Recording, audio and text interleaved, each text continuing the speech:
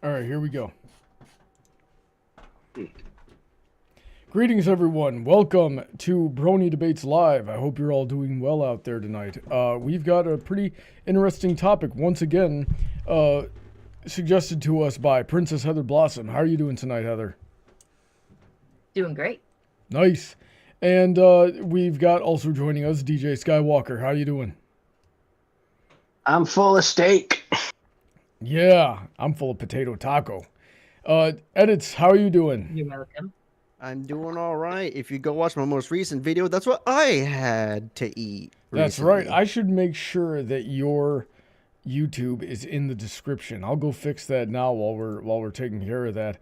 So yeah, we are talking about whether or not social media has improved people's communication skills. Now, Heather, what made you want to talk about this topic? Oh, well, I was just thinking about how we had two totally different opinions on it. Like, I think about it and I'm like, oh, yeah, it's been great for human communication. I know I used to have such a hard time making friends and really talking to people. I just felt extremely awkward, and it was in my younger ages, like middle school. I found it hard to talk to people. I was just really anxious. But then I started like talking to people on Xbox Live and doing online stuff like that, and I felt like it helped. It kind of felt like practice, like not having to be face to face with someone made it easier to just talk, because sometimes it was either through text or sometimes it was just, wearing a headset in a pre-game lobby or something like that. No, don't get me wrong.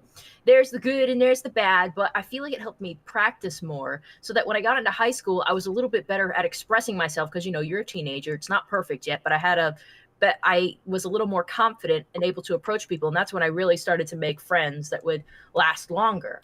It's also how I met a lot of the friends I have today. It's how eventually I'd meet you. So I just can't help but, feel like the benefits outweigh a lot of the negatives, Interesting. DJ, what do you think about it? I'm going to be the base centrist on this and say it's got its good and it's got its bad. I don't think it really swings one way or the other. It's just going to depend on how it's used. Mm-hmm. And Edits, tell me what you think. Oh, I definitely think if it wasn't for communications, I would have met all you guys. Because same as Heather's story, I actually haven't really. I mean, no, I take that back. I actually have a lot of friends I know in person, but also I've made a lot of friends because of these communications we have today. And in fact, if it wasn't for us having this YouTube stream right now, I mean, what else is there to say there? Mm-hmm. And I think that ultimately it has not been worth the sacrifice. Like, yes, obviously everybody sitting here, present company notwithstanding, we've done a lot of good for each other. We value each other's friendships. We're very grateful to have met each other. This has not been the experience of most people. Most people have horrible experiences on almost every social media they go on. Pretty much anyone that they can talk to. This music is bullshit. What the heck? Someone had the speaker on in the background. Sorry. I just heard Boston. It's like, this music is busting. Like, that's not how you use that. Yeah, so by and large, our interactions online are not positive. And while we get a few good ones out of that, I feel like it's done a lot more damage. I actually think it has damaged people's ability to communicate, because now it's fostered these cultures where you can't talk about anything. And if you do, then everybody gets mad at you. And they get mad at you to such a point that they forget who you are. And they forget, all the good times you've had and everything. And they'll just drop you for nothing. And that is what social media by and large has facilitated. Since I would say Facebook, but I also know darn well that this predates Facebook by a long time. Like, MySpace had this problem, 4chan has this problem, just about any sort of forum out there before they were really social media networks like Facebook and Twitter and MySpace and LinkedIn, and the list goes on, before they were like that. And speaking of that, and then you've got social media also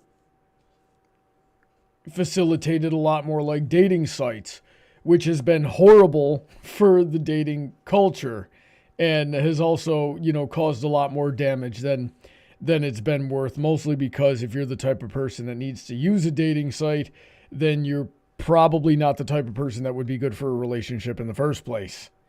So that is my hot take on it. It is what I'm saying. So with that being aired out, would anybody like to add or take away from what I'm saying?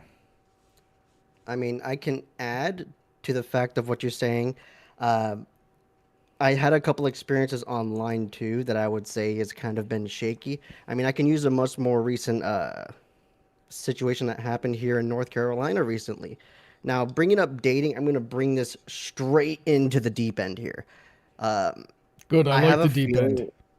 Yeah, I have, like, when it comes to communications in general, it's a good thing. But recently, now this is just like out of the blue, but it's like what I find funny is here in North Carolina, the legislation is trying to push for an ID carding for porn sites. Yeah. Yeah, which I find interesting. Now, in that situation, when it comes to communications, I think is a detrimental point to add on to yours. Because, I mean, this is a different story to it, but it's like, how are people going to agree with that? Well, they're not. They're going to use a VPN, or they're going to find some way to bypass it, or they're still going to lie. But even that, that's like, I understand the utility behind it, but I don't think we should sacrifice. I'm not the type of person to sacrifice security for privacy for security or safety or anything. You don't do that because it always comes back to bite you. So, but I would say, sorry, I'm pulling a blank, but go ahead. Let me. But like that aside, I don't think that has much to do with social media. I mean, porn is bad for you, and really nobody should be looking at porn ever. It literally rots your brain. Like, I know I say that figuratively about video games, but porn literally rots your brain. So, but regardless, it's not really the state's place to dictate what people can access. That's got to be the responsibility of the individual and the parents to make sure that you're not destroying yourself and that your kids are not accessing things that are going to hurt them psychologically. Mm-hmm. But I don't think that really has much to do with social media. But I will say this. Social media has made it easier for kids to access porn, right? Because Twitter does not have an age filter. You can put a freaking emoji in your bio that says minors do not interact, or 18 with a little X through it, right? But you got to know that that's what that means, and that's not actually going to stop anybody. You only need to. That's true. You only need to say that you're 13 years old on Facebook or Twitter or literally anything. And I'm going to say Facebook and Twitter a lot because those are the two most important ones. Those are the two biggest ones, but it's literally all of them. You really only need to say you're 13, and then you can just access everything. And people are out there posting their porn for everybody to see. And not only that, now they have a direct line of communication with these minors. So again, more damage. I would even say that like child exploitation has gone up with the rise of more social media usage. Oh yeah, that's definitely a big negative when it comes to social media in general, right? But it's also, if it wasn't for social media, we wouldn't. I mean, I'm going to keep pointing back to this. We wouldn't have each other. We wouldn't have each other talking in this moment, Yeah, so and I am very grateful for that. And this is going to, taking my own train of logic to its logical extreme, which is, generally the thing you want to do to make sure that your point really holds up. Ultimately, I would have to ask myself the question of, would I want society to be more cohesive? Would I sacrifice society being more cohesive for having you guys as my friends, right? If I Right. could rewind time and stop the creation of social media, I could save a lot of people. But I would lose you guys. That's a hard freaking thing. I don't even know if I could answer it, especially like right now, right? But I think Especially the things you see. like I said, present company notwithstanding, I'm very grateful for you guys, and you guys have made me very happy. Was it worth everybody else though? Um, And That's a everything good else that's question. happened. Heather, what do you think about all this?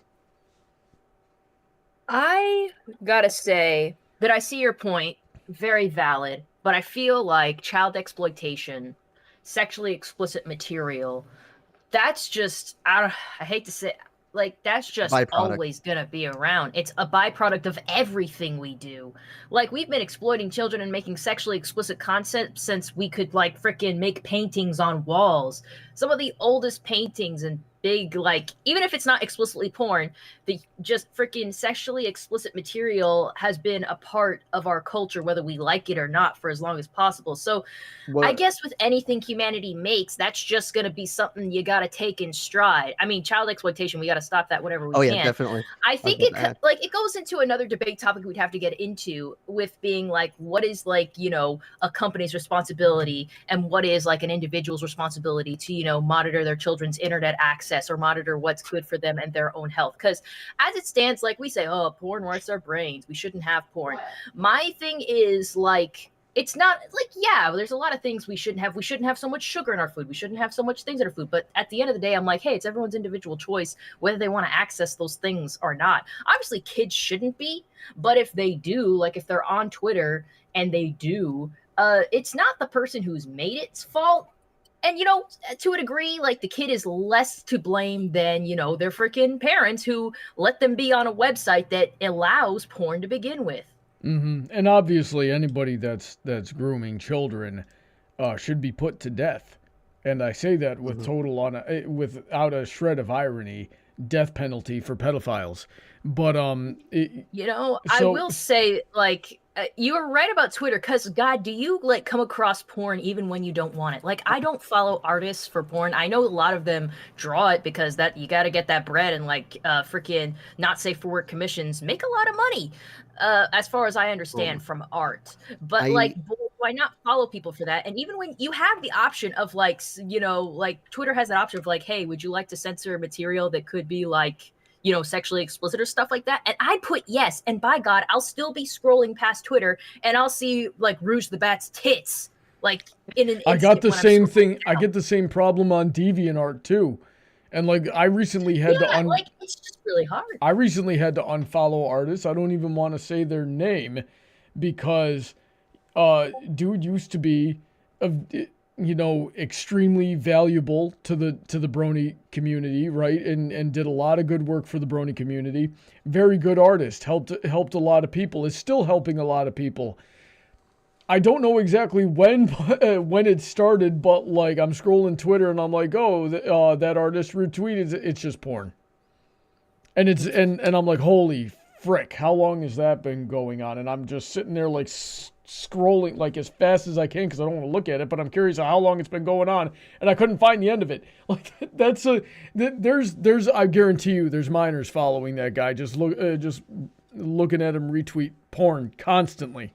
We also got to keep in mind that kids, like, teenagers go looking for that stuff too, whether you like it or not. Like, freaking back in the day, kids would go in dumpster diving for Playboys. So they're gonna be after it.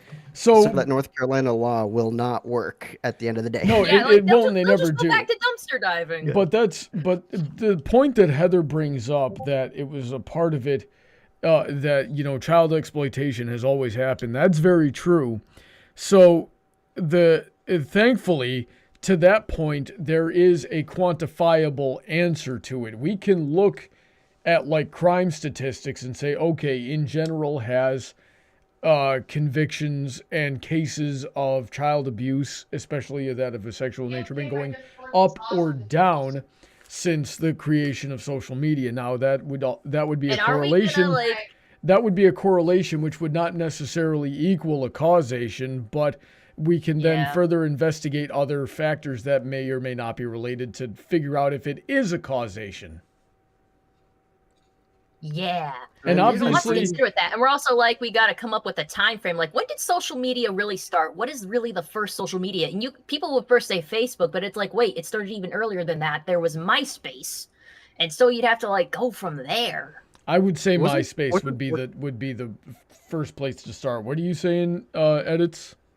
Wouldn't it be 4chan? I feel like 4chan's been like the first. 4chan. Did 4chan come before MySpace? Because MySpace was a big deal when I was just starting. 4chan came before MySpace, but obviously, that's a forum. That's an image board, and those were around. Those have been around since the mid '90s, and there have been chat rooms. Well, those would be considered the first social medias: chat rooms, forums, Newgrounds. So would it be AIM? I don't know. I mean, to me, if you're able to talk and use these forums to talk, it's technically social. So it really, social media is social. Certainly, social media as we describe it now, I would say started with MySpace. Yeah. There were certainly chat rooms and image boards and forums before MySpace, but as we define social media these days, it would either be MySpace, one of its like, there were plenty of copycats of MySpace back then, and or Facebook itself. What were you saying, Heather? I gotta say, I wouldn't count 4chan either, because like it was around, of course, when I was young, but God, did no one ever talk about it? It wasn't like a mainstream thing, and I think we got to consider that, because if it's not a mainstream thing, most kids wouldn't be into it, and you got to keep in mind when kids started really becoming part of the craze, because before, like, computers were a nerdy thing that were only for work, and like forums and stuff. When I remember when I was younger, kind of looking into that stuff, I was like, this looks too complicated, and the website looks too messy. I wouldn't want to use that. I want to use MySpace, because at the time it was a much easier format to digest. Like, as it was, I think I'm more drawn to things that have a more simplistic layout, because I'm like, okay, here's where everything is, and I don't gotta know things to find out what I want to do. I mean, so far MySpace has been the most intuitive site where you can like do a lot of customizations to it. I mean, a lot of stuff before actually had a lot of customizations to it. You guys remember the old YouTube layout? Yeah. Back in 2006. That was classic, yeah. Back when you could message people? Yeah, right? YouTube used to be social, used to be, about communications. Now it's become very streamlined. You used to have YouTube friends and could send each other direct messages. Oh, yeah, I remember that. That was the good times. See, now I can agree that when it comes to communications, especially today, it has become so warped, Like, I wouldn't say definitely for worse, but I wouldn't give up the ability to actually use communications at its most, Mm-hmm. So, DJ, I haven't heard from you in a little bit. What do you think? I mean, you've all brought up definite points. I mean, anecdotally, it has brought this little group together, but it also has many dark sides. But I think a lot of the issues with social media is how dependent people have become of it. And I think having it in moderation, like way back in the day, that was fine. We didn't have a lot of the big issues we do now, but now that people have become so obsessed with the instant gratification and the dopamine that social media provides, it's gotten to the point where it's like the society has become an addict that needs to go to rehab. That is a valid point, and I'd like to expand on that, because we do have the phrase terminally online for a reason, Oh, yeah. And a lot of the problems that we see don't really come from people who moderate their own usage or keep their interactions low. All of the problems that we see with these people, they tend to fall under the terminally online, like where they're on Twitter all day, every day, just looking for fights and looking for things to be upset about and looking for to have these problems. So Discord mods. Yeah, Reddit mods. Reddit's another one we haven't talked about. 4chaners. Yeah, people just straight up and openly use Reddit for crime. Mm-hmm. Oh yeah, I've seen that a lot on Reddit. I mean, that's funny enough. That's the one reason why I sort of don't really go too much into Reddit. I just made a recent Reddit account because I wanted to throw a comment in there, but um, it's I never really cared to get into Reddit. It's kind of like 4chan with extra steps, if that makes sense. That's the way I see it. And especially now jumping into the heinous stuff that goes on, I think that's one thing I can take away from communications and social media is the amount of stuff you can see on there. Like for example, I'd get a lot of road rage videos that do end up with people getting shot. I'm getting that a lot of my feed. Um, uh, you could go on with a lot of this stuff. I know just being on YouTube Reels, I remember they'd be very specific on, not having certain things shown on YouTube, but they end up showing like war footage, actual people. I mean, it's been on YouTube forever, but it's like actual and people getting things shot and slip killed. through the cracks. Regardless of how good the automated scanning software gets, and you've still got people who are going to upload things anyway. And it's but things are going to slip through the cracks between the automation and between people who actually have to review it. Back then, like there used to be porn on YouTube, and it was just a Right. matter of how long did it take until somebody reported it as porn, and then it had to take a little bit longer for a human to actually look at this video and verify it, unless there were like, I think it was either 3 or 5 reports on a video would just get it automatic. It's like, okay, then the YouTube system would automatically take it down until somebody could actually review it, or you would have to ask for a review yourself.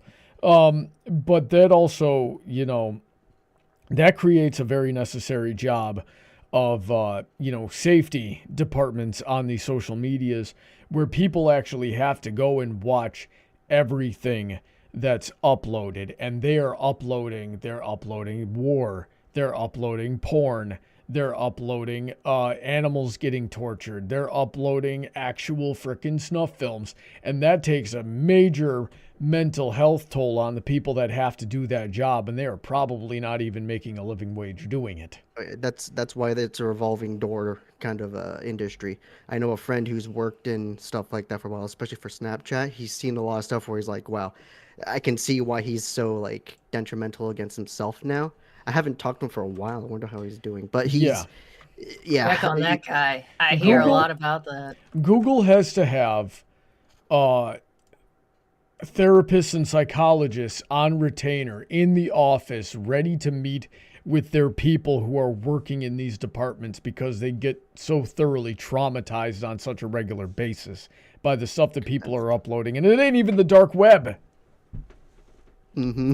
Just the dark web is, I mean, it could go deep as far as I'm concerned, especially for what I've seen growing up on the internet. Yeah. Since 17, really. 17, I got more involved with the internet. But like the stuff I've seen since then, I would wish people not to see some of those things. Yeah, and this all is, that's a much bigger issue to what my initial point was of the way that social media enables people to talk to each other is absolutely disgraceful. And I think it's done a lot of damage to the culture and people's ability to communicate, even without considering all of the other gruesome stuff that we've been talking about for the last 10 minutes. Mm-hmm.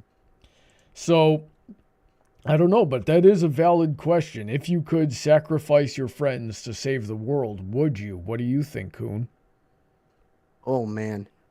Now this is coming from two different sides of the coin, because I do have friends that I've known since I was a kid before I even jumped on the internet. So it can definitely be a question that I can accept, and that is, really it comes down to we all have to touch grass once in a while. We have to get out and smell the roses. We have to go, see the air, feel the sun, and really the educated answer being, if I had to sacrifice it for the greater good, yes. But then on the other end, the other side of the sword is I'd rather not, because you guys are also the other half that I've met online, especially for a long time. So definitely a yes, but really leaning on a no. you know, um, I definitely don't wish the things people have seen, the things that I've experienced, the things that people have gone through. It's definitely, I'll put it through a video I watched a while ago on a post. It was a meme basically saying the existential crisis rectangle. Yeah.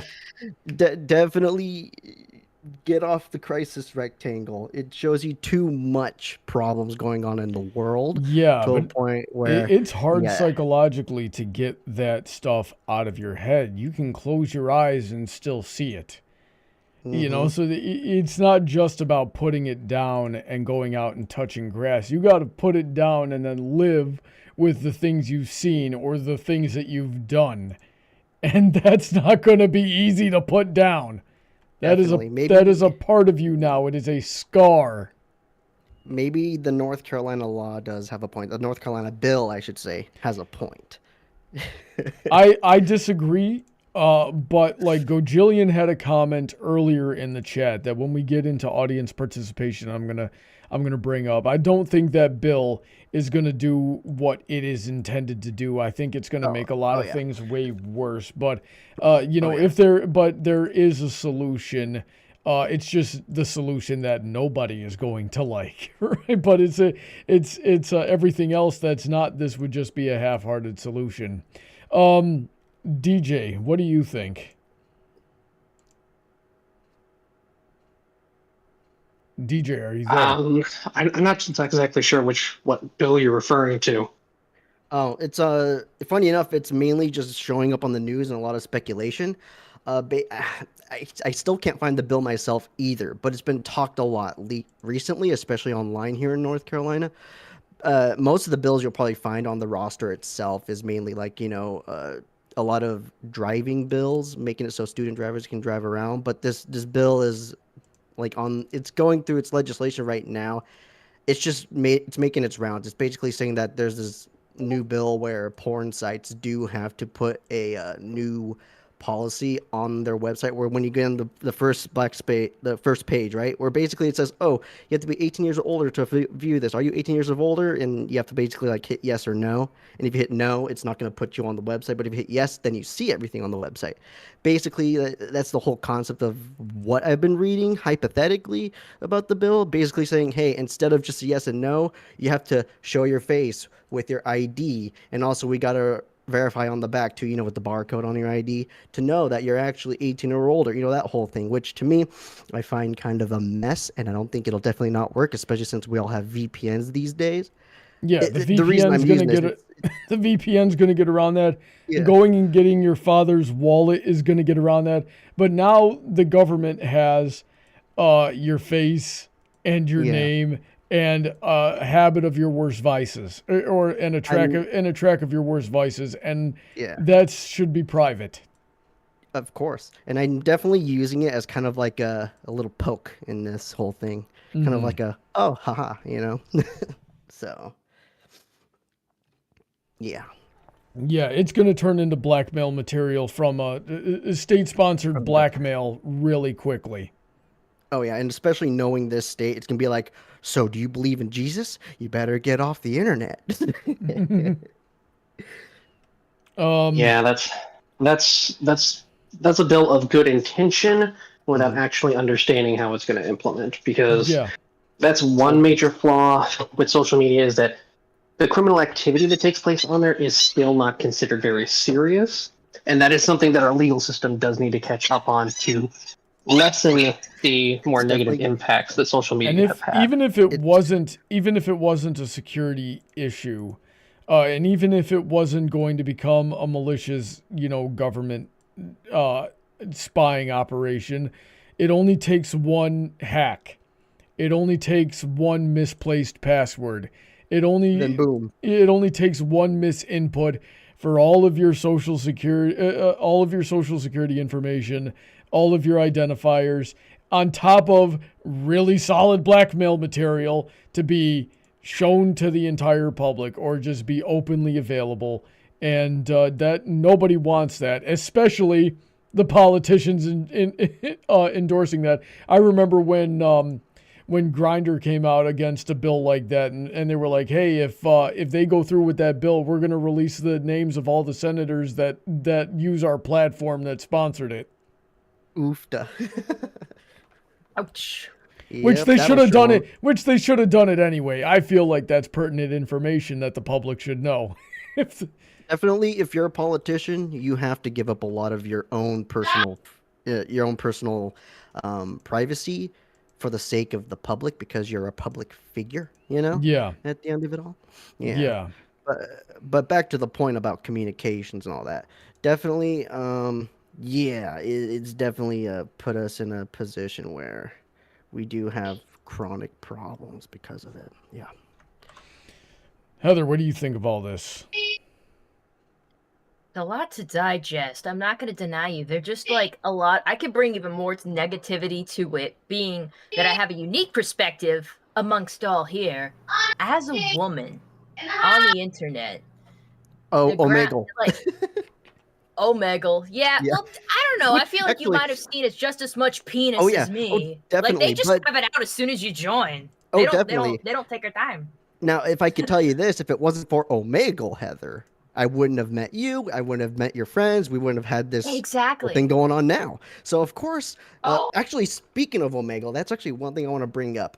I remember, now this isn't about the penis as you see on Omegle. It's actually, you're jumping on Omegle, just, you want to find people to talk to or whatever.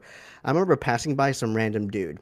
And he said, hey, your name? And I'm like, how'd you know my name? Right? And then all of a sudden he goes, okay, so I know your address. This is your address. This is your city. This is your street. This is your state. And I'm like, wow. And he goes and he pulls up like a Google Maps of like, through like the website. And he goes, oh, and this is specifically where you may be in the house, but I'm not going to be too specific, but I know you may be in that house. I'm like, wow, how did you figure that out? And that's definitely something that's a concern. Yeah, and that I can is see incredibly dangerous. Oh yeah, I'm like, good thing that website doesn't exist anymore. Yeah, now, people do that regardless, right? And it's the reason because of IPs. It's the reason why people do that, which is the reason why everybody should have a very big gun in their house. So in case anybody wants to do something stupid with that information, they can be removed for it. And use VPNs. VPNs are very important, people, when you're coming onto the internet. It kind of like replaces your IP with somebody else's on another part of this country or world, depending on which VPN you use. Yeah, I like the invention of VPNs. I want to be using that. Oh yeah, you should jump on one. Or if anything, use Opera GX. Not sponsored by Opera GX. Yeah, hopefully not sponsored by. Yeah, right. Hopefully someday. Hopefully someday. That'd be nice. Now, as I understand it, VPNs don't exactly do what everybody really thinks they do, but I think Emerald Spencer knows more about that than I do, and we'd want to call him in. So, what other like? We've been dissing on social media a lot tonight. Do we have anything that's really positive that can sort of balance any of this stuff out? Or am I just right, but we don't really want to sacrifice what we've gained because of it?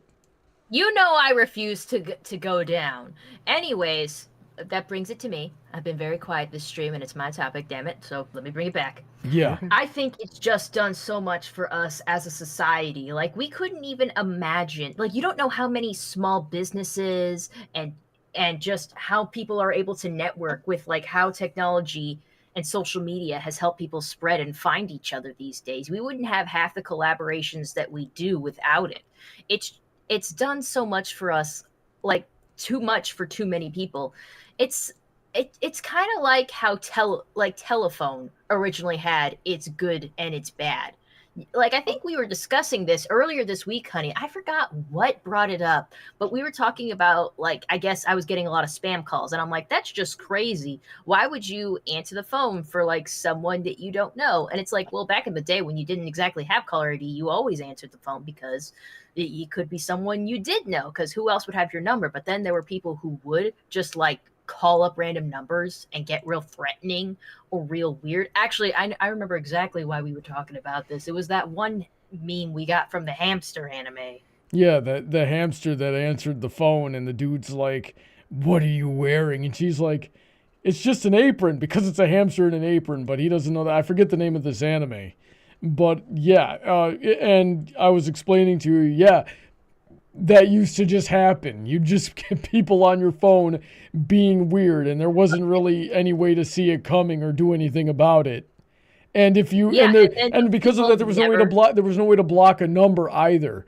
So if somebody had your phone number and they wanted to harass you, they could just ring your phone off the hook.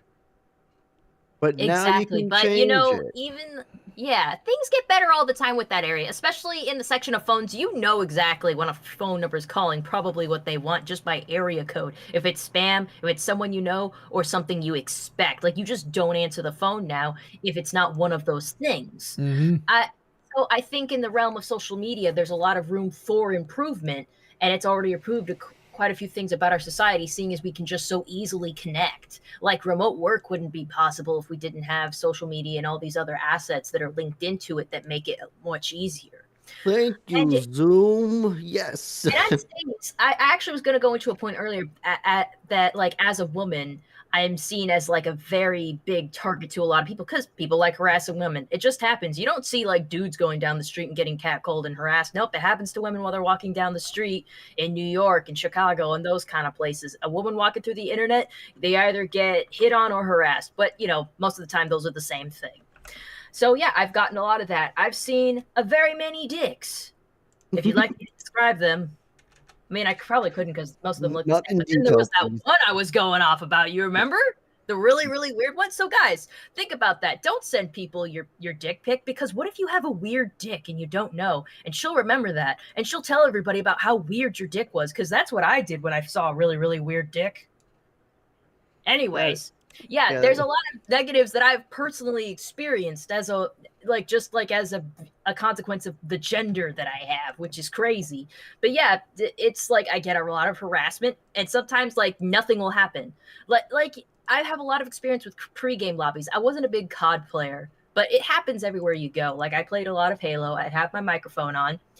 And I'd be like, hey, guys, so whatever. I'd be like something. And sometimes I wouldn't even start it. Someone would say something in chat, and I'd be like, oh, yeah, like, I'm not sniper. I go for this. And someone's just like, like, that used to be a big thing. Like, a woman. How old are you? That's, like, everywhere. Boonga, boonga. But having that experience, I still say overall it was a positive influence. Like, don't get me wrong. There's some things that just shouldn't have happened that were really weird situations now that I look back on them, but I thought they were normal because, you know, as a kid, you don't think too hard about things. But still experiencing that, I think it was overall a beneficial thing because, again, like, the connections I've made now are irreplaceable. I feel like I wouldn't be in this space of life if I hadn't met the people I did met and didn't have those experiences that I had. And I think I'm a better person for it. Now, I know maybe in some cases I was lucky. I was smart enough. And, you know, my mom took responsibility. She didn't know a lot about, like, internet, social media stuff, because, of course, it wasn't her time. But she knew what was important. She said, okay, because even without social media, she knows how the world works. It's kind of transferable wherever you go. Don't tell people your full name. Don't tell them the address of the place you live. Don't give them a real phone number. And so, like, I was a good kid, so I followed those rules. And because of that, I never experienced a really bad problem. I know there's ways for people to figure that stuff out if they're really, really trying. But this way, no random bozo was going to have that information. So with good parenting, it can be a beneficial experience. My mom, without knowing much about the internet, was more successful than a lot of parents are today by just giving me a simple set of rules. Yes, the ultimate counter to to bad things happening when you're a kid. A good parental figure. Yeah, someone who at least knows, like, hey, don't do these obviously stupid things, and tells the kid not to do the stupid things. Hey, your kid didn't do stupid things or get in a dangerous situation. It How does dare require you? to listen. Like, don't get me wrong. I know there's dumb kids out there, or like, it's sad. I've heard about it. Like, they think they're talking to a kid that's the same age as them, and they want a friend, and it's very sad. But they like will tell them too much, and it turns out it's a creepy stalker. It really is sad. But yeah, the one thing that combat a lot of child exploitation that happens on social media: good parenting, parents paying. Yeah. Definitely. Don't And not let and not just that, but the kid also has to know that he can go to the parent, and the parent will be understanding. Exactly. And also trust.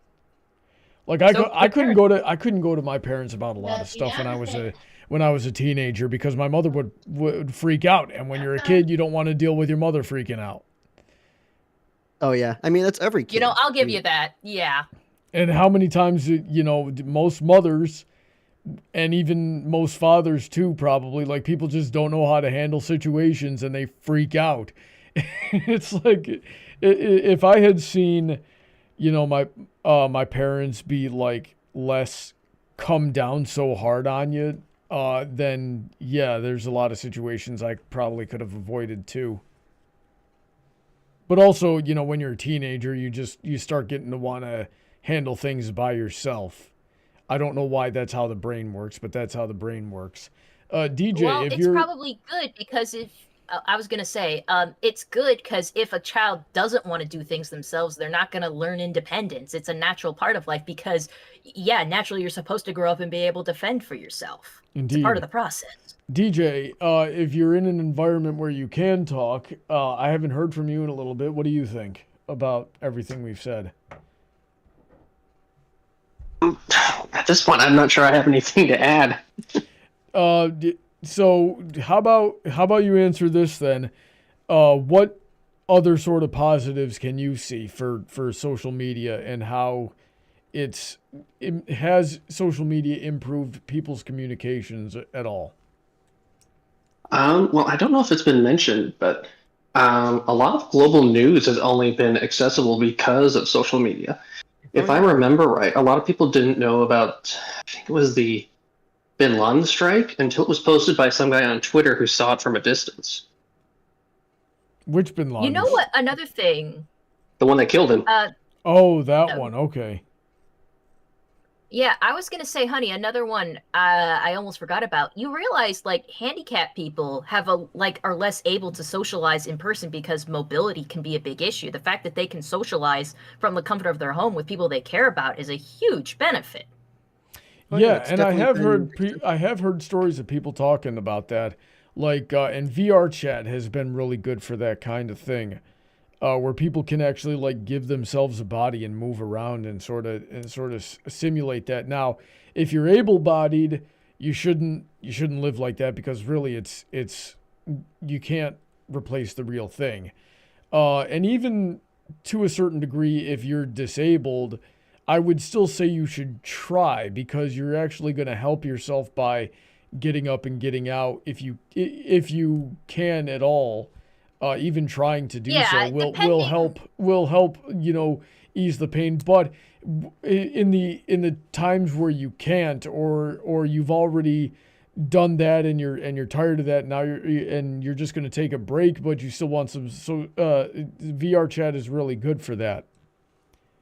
Yeah, I will say, yeah, like definitely they should get out. Everyone should get out. But, depending on the disability, maybe that could only be if with an assistant or maybe just a few times a week. Depends on it. But yeah, it's just a great resource to have so they don't have to expend too much energy. Yeah, if you're like McConroy from Jujutsu Kaisen, where you're just got to be hooked up to a machine and you can't move, that's a little bit of a different situation. Give all disabled people mechs that they can pilot from their bedrooms. Yep, that's so yeah. That guy was real life VR chatting it. He really was. Remember, this is just the plot line of Avatar. The movie. Oh my God. Yeah. So Editz, do you have anything you want to add to that? Oh yeah, I could definitely add this. If it wasn't for communications and social media, you wouldn't be able to get in contact with people outside of your own nation's borders. I have Canadian friends, Dutch friends, British friends, Italian friends, Israeli friends, Russian friends, at least as of, since 2022. But Well, I mean, you could. Pen pals were a thing. Oh, definitely. My grandpa told me that, like, oh, I have a friend in the UK who's a pen pal. And I'm like, yeah, grandpa, I have like 10 UK friends. He's like, oh, dang, I'll be damned. And I'm like, yeah, like, social media. Yeah.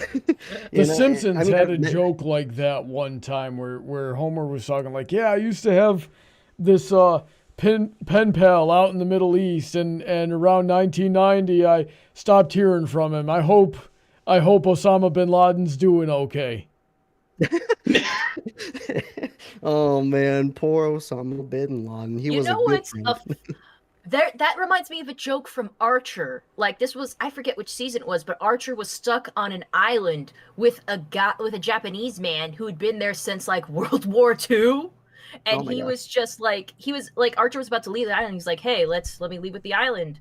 And let's take you home to your family. He's like, I've been gone so long. I don't even know if my wife is still alive. I don't know who's left. And he goes like, what was your last name? And he had like Wi-Fi and was going through his phone. She's like, it was this. She lived here. And he was able to track her down, found her phone number in like 5 seconds. Was like, here she is, and calls her. And he just goes on the phone and starts crying because it's his wife and she knows it's him. And they're just like having a heart to heart. And it's like he freaking found this freaking old World War II guy's wife in like 3 seconds.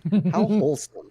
How wholesome! Archer has had some moments. It was a confusing, like wholesome but incredibly hilarious moment. He's like, I don't know my wife who lives in Osaka, whose name is this. If she's still alive or cares about me, and Archer just finds her on Facebook and calls her, and he goes, hey, you want to hear from your husband? Yeah, just imagine you're an old guy living on an island that has, moved on from World War II and all that, and just some random freaking tourist comes by and goes, oh yeah, I got you. He's right here. Like, oh. Yeah, I forget how he got stuck on this island with the guy. Probably just ended up there at some moment. I mean, I don't know much about Archer, but I mean, no, Archer's kind of. There was a dude that had that problem though. I think he was a Japanese soldier out in, and he got stuck in the Philippines, and people kept trying to tell him the war was over, and he wouldn't believe them, and it was that caused a whole lot of problems. Oh yeah, I've been wondering if I should get back into Archer. I stopped at about season 7. Oh, and this is hilarious. Like, literally right as I was saying that, Mr. C. Vixen said the exact same thing in the chat. Alrighty then. So it's just about time for audience participation. Is there anything anybody wants to say before we get into that? I got something. Basically, social media and communications may have some pretty damning, heinous, and screwed up shit that you'll ever see your eyes on. But it's the friends you meet along the way. Indeed. Let's see here. So here's what's up, guys. If you look in the description, you'll see where it says, join the server to call into the show. So if you have something you'd like to add, you are welcome to come on as long as you've got a good microphone and a good internet connection.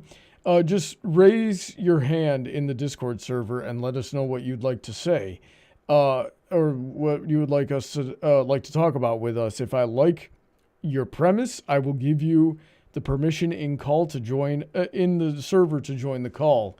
In the meantime,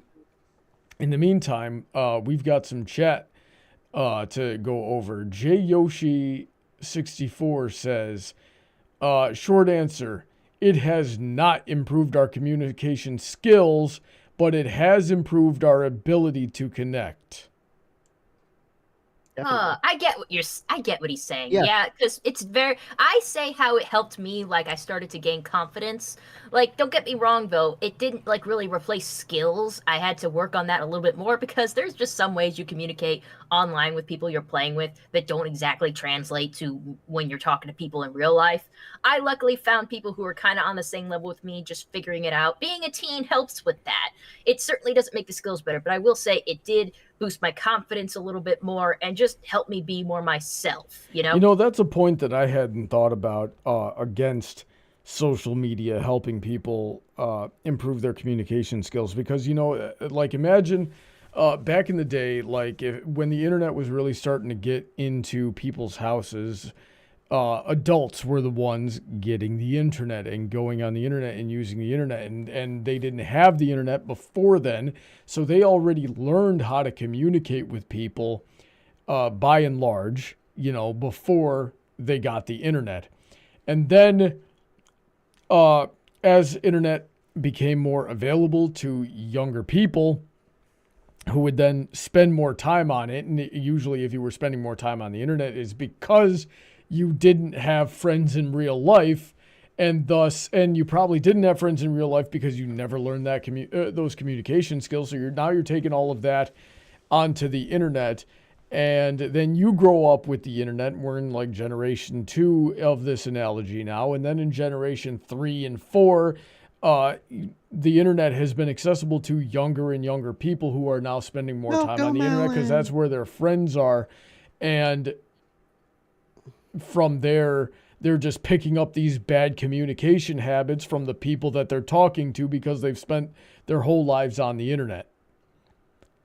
So that's probably my ultimate point of the internet not being good for communication skills. I mean, speaking of communication skills, I know those kids, I'm talking them Zoomer kids, you know, like my nephews and all of them. They can really Fortnite dance with the other kid across the freaking Brawny, Walmart. that's something you got to give them. Something you got to give them. The internet has improved people's dance skills. Did you see your freaking nephew floss? Yeah. I can't do that shit. How do they dance like that? My nephew could freaking hit the gritty, you know, like, and then dab right after. Like he's a How pro. do they do Do that? we want them doing those dances though? It's I don't know. hilarious. Do we really hate them, or are we just jealous? These kids should be No, we're not jealous because it's not a useful skill. These kids should be learning dance. These kids should be making learning friends. gymnastics. These kids should be learning karate. These are Ronnie, What? they're making friends, okay? They're making friends. That's what matters. You know, that's also a thing that it helps them connect to other kids because they're like a lot of stuff, like Fortnite dance, and when they do it in public, another kid would be like, I know that dance. Floss, floss, floss. Oh, There I you see. go. So we're raising Help them be real. we're raising generations of cockatoo parrots now, where they communicate by dancing. Yeah. Hey, cockatoos are hilarious. Gotta mimic, you know? Cockatoos are not very smart. Yes, they are. They are okay, okay? They They're are pretty good. intelligent. They're birds. Yes. I mean, my birds are smart. Children and cockatoos are pretty similar, Brawny. Jay Yoshi says, I refuse to call them Zoomers unless they can speak Ubby Dubby. Ubby Dubby still exists? The frick? I don't hell want is to call them WW? Zoomers. I don't want to call them Zoomers until they can prove they can zoom real fast. Actually, no, they're more Gen Alpha. Zoomers are more the kids coming out of high school now. Gen Alpha is like our kids, my nephews and all that. I don't know what any generation is called outside of Boomer and Millennial, okay? I don't know why we started naming things. Okay, basically it goes like this. You got the Boomers, the kids that are after World War II. You got the Gen Xers, which are after the Vietnam War. You got the Millennials, which are after the fall of the Soviet Union, so to speak. And then you got, you know, We're after the fall of the Soviet Union? 1987 to 1991, about there. And then, of course, after 9/11, Oh, no, you I'm got not those Zoomers. After 9/11, you got I'm the not a millennial? Zoomers. No, you're technically a millennial. If it's 87 to literally by 9/11, you're technically a millennial. And anything after 9/11 Oh, okay. now I was is a about to Zoomer. say, like, I'm 95, 91. Yeah, I'm a Fucking 95 where am too. I? Basically, I like to say I'm a millennial, but yet I have a lot of Zoomer traits. I'm pretty sure you do too, Heather. Speaking of like what we're doing here and all that. Are we And of kind course- of like a mishmash of things? Yes, we like a lot of millennials / Zoomers within the 95 to 2000 part, like they call themselves the in-betweeners of that stuff because we grew up with the internet, but yet also we grew up with the internet, you know, like the internet basically started when we were basically kids, right? And then of course you got Zoomers, 2001 to like COVID, and after COVID you got the alpha kids, so to speak.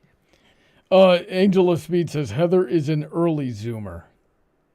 Yes, or a late millennial. And then earlier, Yeah, because I'm 94 and I'm still considered a millennial. Yeah. earlier, Angela Speed fact checked us in real time in 4K here, said MySpace came out a few months before 4chan. All right. Oh, MySpace is the first.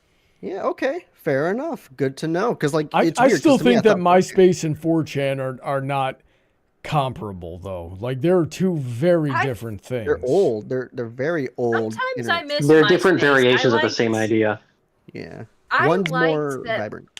Sorry. I liked MySpace, but didn't you love making profiles and then you could make a musical playlist on your profile? I had a whole list of songs people could listen to while they were funny- looking at my page. funny enough, I've never had that experience, and I'm a millennial. I grew up where MySpace is supposed to be, but I've never had a MySpace. But my brothers and sisters did. I like literally, I started getting on the internet when I got into middle and high school. I really got more extensive into the internet at that I time. remember making one, but I never did anything with it because I did not get it when it was around. It's like, okay, what's the point of this? I just want to scroll through the internet and find fun Flash games. Yeah, right. What do I need this for? Newgrounds, man. You don't meet people on the internet. That's not a thing. What? Well, and your parents always told you if they were good parents, everybody on the internet is going to try to abduct you or groom you or something like that. And for the most part, good point. and for the most part, they were right. And we all had to learn the hard way of how to Especially if you're me. Yeah, we all had to learn the hard These way days of how don't to. know internet safety anymore. Well, they never did. That's what I'm saying. We all had to learn the hard way of how to identify which were the ones that were actually actually the people that they said they were, and the ones that were trying to groom us. I mean, take it from me, I'll get into an Uber if it means I can get to my next destination. Okay. Yeah, I love that freaking joke, by the way. 1995, your parents tell you, don't sit too close to the screen and don't get in the car with strangers. 2015, use a phone screen that's 6 inches away from my face to summon a stranger from the internet and get into his car. Yeah. Yeah, pretty much. Classic. All right, now this is where we get into it, because Gojillion said porn should be banned from the internet. Now, here's what I was saying earlier of the solution that nobody likes, because these things where you got to verify your age in order to use the internet, those are all government major, ideas that are going to backfire in one way or another spectacularly, and make it not worth it. However, if we just banned porn from the internet, we wouldn't have that problem. Now, the reason really that porn exists on the internet is because somehow, probably with a lot of money, judges got convinced that it counts as free speech. I don't think it should count under free speech. I don't see how porn is free. The whole point of free speech was to be able to criticize the government without being put in jail for it or losing your job for it, or and be able to speak and be able to speak your mind. It was not supposed to apply to porn. I don't know how it got outside of money. Outside of the money. Well, obviously, the critique is, Brawny, that the government isn't sexy enough, and so they made their own sexy. Which is very, very, very... I mean, if you go under those rules, though, that would also have to ban any kind of publication of it at all. And let alone just banning it as an outright thing in our society. I mean, it's freaking sex at the end of the day. The fact is, the government actually really likes porn and thinks it's hot like everyone else, and they're just like, yeah, free speech. I'm gonna be in my room for a little bit, just to leave me alone. Oh, you think this porn's questionable? Let me just check that out right there. Yeah, the way Pony Cordero said it to me one time is that we would have to, as a society, be okay with socially accepting prostitution. And I don't think we should. I don't think we should accept prostitution. Tell that to Vegas. Right. Well, I don't. Okay. Even in places where prostitution is legal and regulated and things like that, there's still a lot of people slipping through the cracks, and there's still a lot of poor little girls getting groomed into it. Making prostitution legal does not help the problems that are associated with prostitution. Well, I think of it this way, Brawny. Porn and the adult sex industry, the only reason it's there is the same reason we still have alcohol. Alcohol is objectively bad for you. No matter how we try to justify it, it doesn't give us any health benefits. It's something we use and we abuse. And we've tried like getting rid of it, prohibition was a thing, but guess what? People like that shit way too much to the point where it's like, we can't enforce this. They're always going to find a way around. And I think porn in the adult sex industry is that same way. They can't outlaw it because that's just not going to work. It doesn't get rid of the problem. You wouldn't be able to enforce it. Get sneaky. Yeah. Exactly. So marijuana. That's just how you can't get rid of it, because you're not getting rid of it is the point. You just give these people like waste, like the people just are like, okay, I'll hide, and they'll find a hiding space. You'll never ever eradicate it because it's something people are always going to want. Like, just like alcohol, we don't need it. I drink alcohol myself and I like it. I admit that it's just a poison. It's like you say, it's a poison, and it's legal because there's no way that they could get rid of it. And there's too many people who are in those positions of power that are like, yeah, I like it, I abuse it. It's something I want, and I don't want anyone taking it away from me. So you can be like, yeah, it shouldn't be under public speech. And I'm like, yeah, they're like using that as an excuse, Brawny. It's because everyone wants it and everyone likes it. Okay, not everyone, but enough people want to drink alcohol. Enough people want to watch porn. And another part of the populace just doesn't care. Like, they're like, yeah, go ahead, drink yourself to death. I don't care. Or like, yeah, watch your porn. It's not a big deal to me. Like, people are becoming, like, you just have too much of the population that likes it. You will never get rid of it. You could preach against it. Yeah, but you're really just preaching to like the choir here. We all hear it. We all know. We just got to deal with it because it's just something you will never get rid of. Adult prostitution is one of the oldest services provided by humanity. Long, long time ago, a woman or whoever was willing to offer up their body for something in exchange. It's just it's just a part of humanity. And all I can say is people will fall through the cracks. That's just how people are going to fall through the cracks, but that doesn't mean you can't prevent it. And you can't. You can try your best to mitigate. Like, I'll give you this. Yes, we can police the adult industry. If it's legal, we can tax it. We can make regulations. We can make bills. If you just illegalize it outright, people will just get sneaky and do whatever they want behind your back. Yeah, do what Europe's doing. Maybe we should look to Japan. Like, okay, let's just do our best. Japan's porn industry over there, like Japan just in general when it comes to their society is iffy at best. Like, it's good, like Japan's safe, but I don't consider Japan the greatest option to be in. Japan is relatively safe.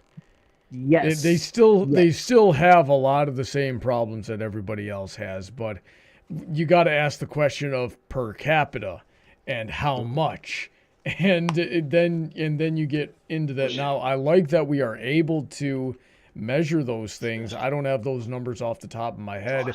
And there's so many factors to consider that it's even hard to know where to start looking. But that's the issue there. So that's what I think, though. You can't have any sort of half measure of trying to verify people's age. You would just need to get rid of the porn, which is another debate in and of itself, right? Because and like I was having a similar debate with our friend at the workout a couple of weeks ago, Heather. I was saying, like, hey, we tried legalizing all of the drugs and look what that did to the city. So maybe we should have kept the drugs illegal, but we also know all the problems that were coming with making the drugs illegal. So we got to find the medium, the best way to balance this type of thing with the minimal amount of damage. And I don't think anybody's quite figured that out yet. It's never going to be figured out. It's maybe not. We just got to do the best we can. Yeah. Basically, like, I like to say this. Like, if you look at the national level, I like to say it as state-by-state basis, which, by the way, Roy Cooper of North Carolina, don't pass that law. It's not going to change anything. And also at a personal basis where we have to just limit ourselves, and also case-by-case basis where, okay, this person's situation ended up being this, but this person's situation, though very similar, ended up being that, which worked for him better than this person. So we just kind of have to help that person instead of this person because there's a whole thing behind it. Indeed. Okay, so let me move on here. Nathan Duazo says, Brawny, tell Editz I said it's nice to meet him, and tell Heather and DJ I said hi. Well, there you go. Nice to meet you. On the topic of having things that are bad for you, I just got cake and ice cream. Nice cake and ice Yeah, cream. see, they should illegalize all this sugar that we don't need, but we want it. We want it too much. I mean, There's a sugar lot of is things. the most. There's a lot of things we eat in America that are banned in other parts of the world because of the way that they're processed and the artificial chemical ingredients that they're used to be made with.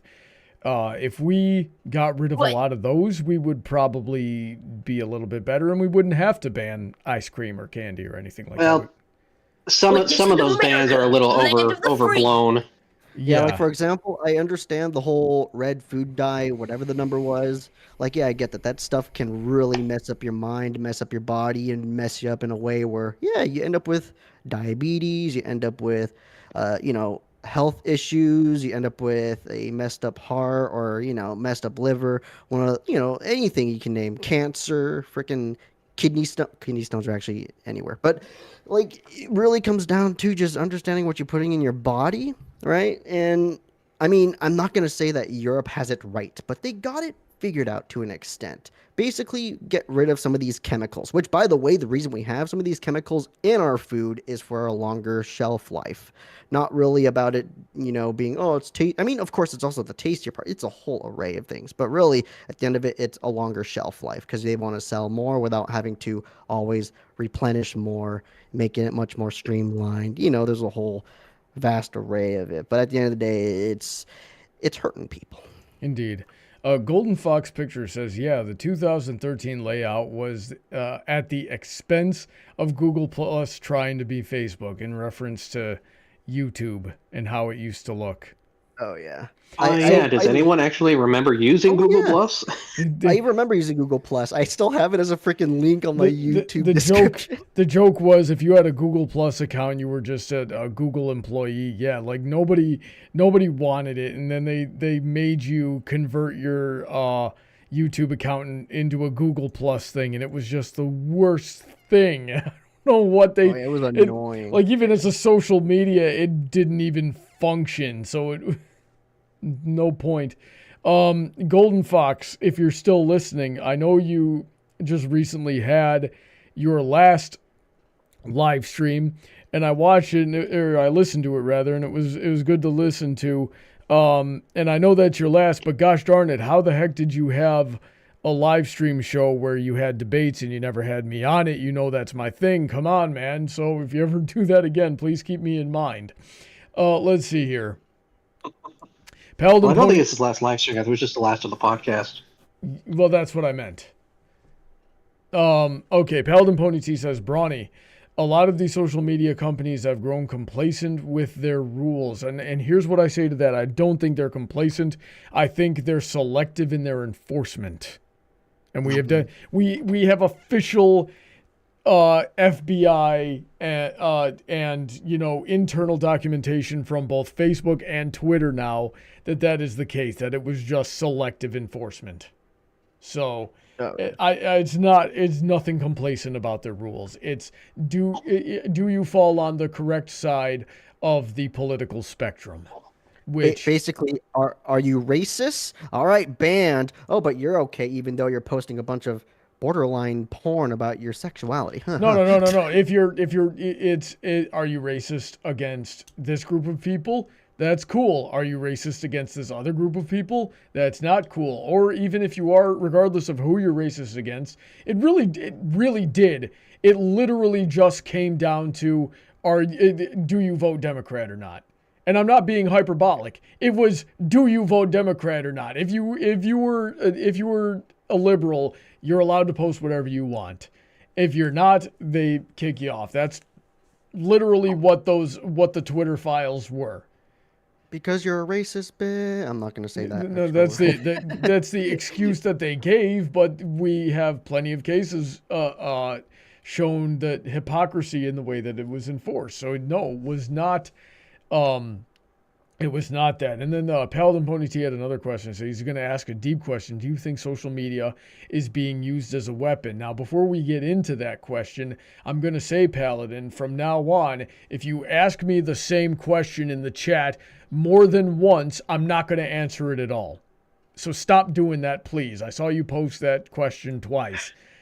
So, anyway, yeah, as a weapon. So, given the Twitter files, yes, it has been used as a weapon.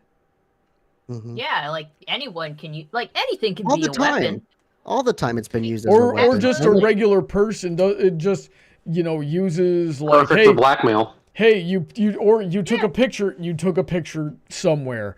There was a detail in the background of that picture, and now we know where you live because of it. Mm-hmm. Exactly. And now we're Like, gonna show up to your goes house with and harass you or rob you or or assault you or something like that because we disagree with your politics.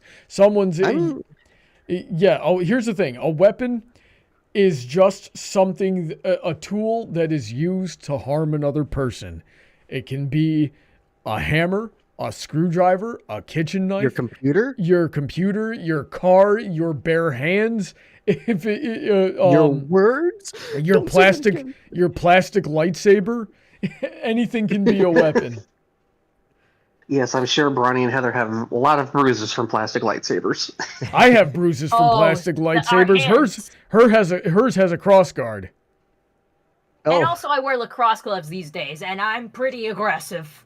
I can tell you, Brawny did get me in the eye once with a Oh, sword. were we playing those with you? No, No, that it was was with the the convention. LARP Yeah. swords. That was with the Yeah, LARP yeah. swords, and he did the same technique one too many times, and I got a read on him, and then I just kind of poked him, and I was aiming for the side of his head, but I hit him in the eye. It hurt, but that's okay. Raptor of Rex saying a Furby can be a weapon. Yeah, Definitely. No, You yeah, can- totally. Those things are kind of hefty. Furbies deal Oh, they are. psychic damage by looking into their eyes. I was gonna say, you can't even look them in the eyes anymore. They're computerized. Oh gosh, I don't know They if now that's have better or digital worse. screens for eyes. it's creepier. Indeed. Wait, That no. means they it's can the turn other on ones at that any creepy. point. You can never Oh. guess it. Yeah, true. So huh? They're even more unreadable. Rusty Heraldy says, I don't agree with public figures giving up a lot of, if not all of their privacy, unless we're talking about a threat to our nation, which I don't think porn counts. I don't think they should have to give up their privacy. So what do you think about that, Kuhn? Because that was you that put that idea Oh, yeah. forward. Really, the whole porn thing was just to kind of bring a subject on the whole communication thing. What I really kind of stand on when it comes to that front is basically just the government trying to limit certain things that just humans do that kind of is very counterintuitive. Now, when it comes to the government and it comes to politicians using social media for their own personal thing, I think that's the people we should really be holding accountable, not the people, really. I mean, of course, the people will do some kind of heinous shit, which, of course, hold accountable. But when it comes to politicians, for example, I believe TikTok should not be in the hands of politicians for personal use. And I'm glad that a lot of states are starting to actually ban TikTok for official use, which is a good thing because everybody knows TikTok kind of has some kind of discrepancies behind the scenes. So here's what I think about that. I think if you're a politician, you should be held up to a higher standard, which is going to come with a slight loss of privacy. We'd better, a lot of politicians can get out of the punishments for doing illegal things. I think the punishment should be at least twice as bad, and if you're, and if you're habitually breaking the law as a politician, you probably should get the death penalty, because you're representing the law. You need to be a prime example of the law. And if you are going to abuse the law from a position of power, then you don't deserve to live. I believe that unironically. You deserve the French haircut. So If anything, get them out of power. They're yeah. completely So I ousted think off. that I think they need to be held to a higher standard. However, they are still people, and the Constitution, well, not necessarily the Constitution, but the Bill of Rights, which is part of the Constitution, says that everybody has the right to life, liberty, and the pursuit of happiness, which involves privacy, and we have the right to peaceably assemble. So there is a time and a place if you've got a problem with your politician, to get together with your friends and your picket signs and make your voices heard, and then you can vote them out of office if you know what they're doing is not popular enough, but you got to get out of that vote blue or red no matter who frickin' mentality first. Don't show up to a politician's house. I don't condone that. That's doxing. And Yeah, illegal. yeah, because that's harassment. Okay, show up at their office all day. You have the right to show up at their office. You have a right to cause them problems there, not at their home. All right, ye who went after Justice Kavanaugh. So that's what's going on there. Let's see here. Jay Yoshi says social media is how lost pets and stuff can get returned, or how people can raise money for emergency medical procedures. So yeah, we didn't really talk about how we can use social media to find things that we've lost, pets, people, important items, and GoFundMe has certainly done a lot of good for people. Mm-hmm. Definitely, especially when there's people that have been treated very poorly, do get, I wouldn't say reparations. That's the wrong word. Basically, they get financial support from people who understand or seen their situation they've been through, and it's like, yeah, we can help. And I think that's one of the most wholesome and great things about the internet and the people on the internet, because yeah, we may have a lot of our issues and a lot of our pretty inhumane, heinous kind of acts on the internet. People will generally kind of go, oh, hey, I care about, they show care. Like there's a heart to the people on the internet and the people that use the internet at a chronic rate, if that makes sense. Yeah, I think that's a very good thing about the internet, and I respect that about people on the internet. Just don't turn against them. Use that money wisely, Yeah. Raptor of Rex says social media has been a disaster when it comes to me and dating websites. I gave up after the scams and my social anxiety. Right. So that's a point against social media is dating websites. They're making situations worse. Dating websites are horrible. Listen, if you are the type of person who needs dating websites, you are not ready for a relationship, and that goes both ways. So, if get out there physically, socialize in person, build friendships, and also work on yourself, right? I actually got one quick question. Sorry to cut you off. Did you and Heather kind of meet because of the internet? I will get to that. Yeah. Okay. So how dare you? Brony's too busy calling me out here. How dare you cut me off when I'm in the middle of a roll here? This is very important. So I'm going to start from the beginning now. Get out, meet people in person, socialize in person, build friendships, work on yourself, exercise, develop your skills, eat well, take care of yourself hygienically, and things, and romance will develop organically out of that. And there's a saying that goes, tend to your garden and the butterflies will come. And even if the butterflies don't come, you still have your garden. Does that make sense? Mm-hmm. Yes, definitely. I mean, I could take it this way. Like, I've been in relationships before, both in person and through the internet, and all I can say is it's definitely made me go, you know what? I'm just going to take a step back from it and actually just deal with my own things. It's really, people say, oh, that's selfish. I mean, and also my brother's like, why don't you get on Tinder or whatever the app was? And I'm like, no, I'm not willing to jump into relationships like that. I've tried before. It's no, and when I would rather work on my own thing. I'd rather figure out my own situation. Over.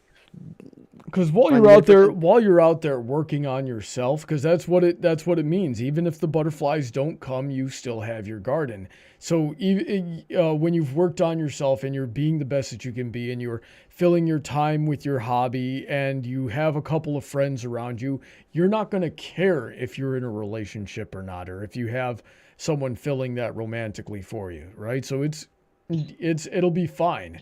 and not caring is probably what now. There is, of course, that caveat that may turn me into a massive hypocrite of the fact that Heather and I are engaged now, and we met online, as well as, I see people in the chat, Josh and Ari, Ellie and Acharky, Thespio and Moonlight, Jasper and his Australian girlfriend. The list goes on and on, right? All of those, every single one of them started online, but was cultivated organically through time and friendship and pure intentions. Okay, you can't be that freaking stereotypical incel dude that sees a chicken and is like, oh my God, that's a girl, and you just try to be her girlfriend right away. Many of those. Yeah, you don't go in with romantic intentions. You go in friendship, and if it's meant to be, then it will develop out of that. And that requires patience and being okay with whatever happens, and essentially not wanting a romantic relationship. And I've said that before. Like even for like a couple of months when I'm like, oh, this kind of looks like Heather's hitting on me, I did everything I could to avoid it for as long as I can, because I am my own red flags, and she deserves way better than me. But especially with where I was at the time. But so yeah, that's how you get over that. Mm-hmm. So even though they started online, they were cultivated in person, and they were cultivated through friendship, and they were cultivated over time, and they were cultivated with pure intentions. That's how you find the one. Yeah, I can agree with that. And if you're just like, I'm just lonely, or I just want to have sex, or anything else, more shallow, anything else like that, you're not ready. Mm-hmm. And you're just going to be a detriment to yourself and whoever, poor person you end up partnered with. So let's see here. Moving on. Janiku the Angel Hog. First of all, I don't know if I pronounced that right. Secondly, I don't know what the heck an Angel Hog is. But this is the first time I've seen your name, at least that I can remember. So welcome to the show. I hope you're enjoying it. And I hope we've earned your continued viewership. Says, hey, Brawny and the gang. So welcome. Gojillion says, question for everyone. Thoughts on Tumblr? My thoughts are it got better after they got rid of the porn. I stopped using... I post on there sometimes. I have a few comics. I like the Tumblr ass blogs that used to be around. When it's the only one I use. When did Tumblr get rid of the porn? I forgot what year that was. Like 2016, I think. 2016? Okay. Because I remember using Tumblr for a little bit, but I never really caught on and just went, eh. Oh my God, I'm getting fact-checked in the chat again. They're saying Midnight Sonata, not Moonlight. Yeah, Moonlight Sonata is the freaking Beethoven song. That's the third time I've done. Like, I wrote a script for them one time. And I wrote down Moonlight there too, and they corrected me on that, and I was so embarrassed, and you'd think I would have freaking learned. I didn't even know I did at that time. But thank you for correcting me. Hopefully it'll freaking stick. I would say I find Tumblr to be the best of these social media platforms that are currently available between Twitter and TikTok and Instagram. Mostly because I feel like you can get your full thoughts out on Tumblr. You can actually have a discussion rather than it be like quick bites like on Twitter or just a picture. That is interesting, because when I was on Tumblr before, it was complete opposite. I had a lot of political debates on there to the point where it's like, okay, I'm getting off. It was almost at Facebook levels, and I was like, all right, I'm just gonna, Yeah. So here's the thing. You definitely aren't limited in characters on Tumblr. But here's the thing. Porn rots your brain. And so when Tumblr had porn... Never gonna get off of that. No, I'm not. Because Tumblr is a perfect example of it. Because it rots your brain so badly. When Tumblr had porn, it attracted all of the weirdos with all of the weirdest fetishes who are super protective of of every little thing about themselves, and everything is a big travesty, and they just get offended by it because the stereotype used to be Tumblr. We got the Tumblr trigger. We got the Tumblr arena, right? When Tumblr got rid of the porn, all of those mentally ill people that were obsessed with it on Tumblr went to Twitter and made Twitter as we know it today. And you know what? They also went to Reddit and they tried to go to 4chan and they were bullied right off. Because that's how you deal with people like that. Yeah. But you still have your weird stuff on 4chan too. It's like on the other spectrum than what Tumblr or Reddit gives. Yeah, and Mr. C. Vixen fact-checking me for a third time tonight in the chat. 2018, not 16. So that's just me and my bad memory. I was right. Yeah, thank you for the correction. Oh, so it's 2018 they did the whole porn ban thing? Oh, okay. It doesn't feel like that long ago, but that was 6 years ago. Right? Oh my gosh. Freaking, it's election year. Jay Yoshi again telling me, just say Midnight Sonata 20 times in a row. Maybe that'll work. You know what I got to do? I just got to remind myself, not Beethoven when I'm thinking about her. Right? Because I didn't really know her that much by her content. I mostly knew her through Thespio, and therefore I know her mostly by her real name. So I don't hear Midnight that much, and I got it confused with the Beethoven song Moonlight Sonata, which is one of my favorite songs of all time. So I just got to remember, not Beethoven.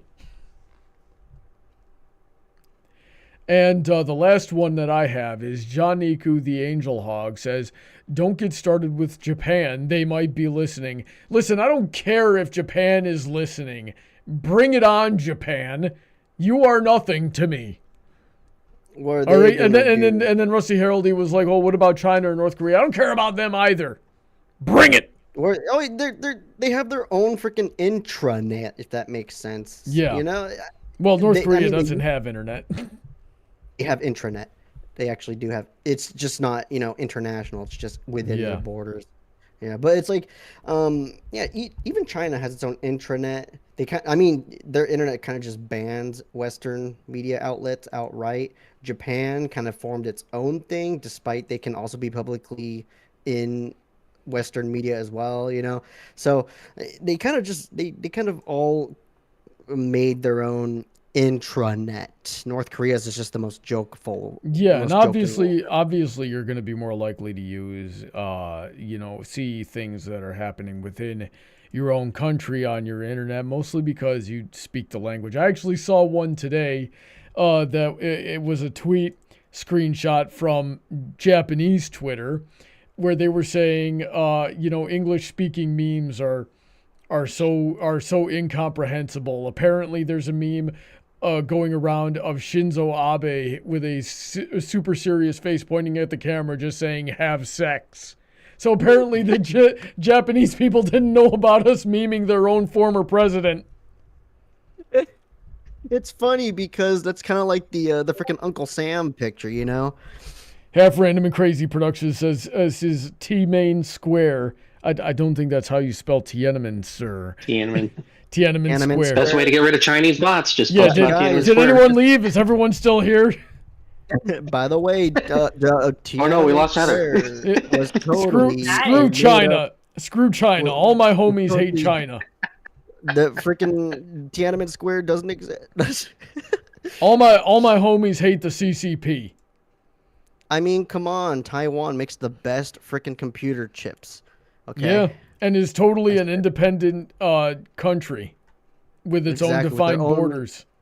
And its own defense system. And its own government. No, they don't have their own defense system. They have our defense system. Which we give them stuff to work to learn their own defense system. Yeah, the same as most of our allies, frankly. Yeah, right. Should be training that technology for how they make chips. Right. I mean, funny enough, Taiwan's sending some of its chip factories here in the United States now because they want to, branch out a little to the United States and try to, looking into the nit and gritty, they want to, have the United States still rely on Taiwan in a sense because they're afraid of China actually taking over Taiwan. But if Taiwan's taken over, 90% of the world's chip export is gone because Yeah, I know Taiwan about said that. If China invaded Taiwan, Taiwan would just destroy those factories, and only the only country, as far as I'm concerned, besides Europe, some of the European countries, United States has at least a slight leading advance, but Taiwan doesn't give their best tech to United States. They give the second best and third best, but you guys get the gist. Yeah, Honey dropped the unicorn saying I have family in Taiwan. That's how I got into anime. Nice. That's unfortunate. We lost another one to anime. But that's all I had for the chat. Did anybody else see anything in the chat they wanted to address? Not really. It looks like most of the stuff is just recent stuff responding to what we're talking about. So. Alrighty then. So let's wrap this sucker up then. So closing thoughts and one thing you learned. Heather. Had time to reflect on the not so great stuff about the internet, which kind of sucks, but I feel it just goes hand in hand with anything humanity invents. They're just going to bring some of the worst parts to it. So I still think overall social interaction is better for the existence of the internet. Alrighty then. DJ, final thoughts and one thing you learned. I'd still say my stance is pretty firm that there's good and bad, and we need to understand the bad and remember the good going forward. And I think that's definitely something that I've at least not necessarily learned, but been reminded of how much good actually has come out of social media. And I think that's what a lot of people need to also remember going forward. Indeed. Kun, closing thoughts and one thing you learned. On my closing costs, I'm going to say what I've said a few times in the stream already, that the internet will have the most heinous and just disgusting, grotesque, and the worst of humanity on there, but I wouldn't change it for the fact that I have my friends right here. Right, Brawny? Alrighty then. And I would be hard. I don't think I could trade you guys for peace on Earth either. I guess that makes me a villain. let the wars continue. Freaking death to all. And that's the meme I've been seeing go around, is that the hero will sacrifice those they love to save the world, but the villain would sacrifice the world to save those they love. It's so it's kind of a give and take. Yeah, it's something. Yeah. I don't think my perspective has shifted all that much. I still think that social media has done a lot more harm than good. Something, I'm not sure if I should say that I learned it, but I definitely got reminded, is that negative confirmation bias is a very real thing, and people are a lot more susceptible to latching onto negative experiences and things that have hurt them in the past. So it's easier to remember the negative, and you got to sort of remind yourself manually that you have to that the balance, the duality that comes with almost everything, the good and the bad, tend to go hand in hand and tend to be a little bit more balanced than you may realize. Oh, yeah. I still think the ratio is negative, but it's probably, what I learned is that it's probably not as negative as I had initially thought. Like it might be more of a 70-30 ratio instead of a 99-1. It's definitely a 75-25 kind of ratio, because it's the little things that honestly do count in the big picture, Indeed. So we're going to wrap it up there. Did you guys have fun on tonight's debate? Oh, definitely. Yeah. Very good. That's all that matters to me. So, I don't think porn and stuff, I don't think I did my read at the beginning of the stream, which sucks. I hope my patrons can forgive me, but we are very grateful to everybody who supports the channel monetarily. So I highly recommend you all check out the description and the link trees to not only check out the content of everybody who's been on the show and supports it, but also see how you can support the channel yourself and what you would get in return. Our $10 and up supporters are Heather, who's with us, DJ, who's with us. We've also got Shady Oak, Sid, Autoknight, Emerald Spencer, Senko, Rein-Kun, Billy Henline, Alden, Easy Mode, Kanto, Sonic, Alicia Lynette, Calbeck, StarChaser, VentureCorp, Willyzin, Icanus Gruila, Vulpecula, the Raptors Talon, Jimmy D. Banthrall Jr., and Dark Malcontent, executive producer of Titan Art Studios. Like I said, check out all the links in the description. And we'll see you on Princess Heather Blossom's channel in about a half hour for Chaos and Crochet, right? Oh boy. Ah, jeez, yeah, I gotta clean up this office. Yeah, we've been doing some work in there, so we got to clean that up real quick. Let me know if you need help. Anyway, thanks everybody for tuning in. Stay safe. God bless, and we'll see you all next time. Say goodnight, everybody.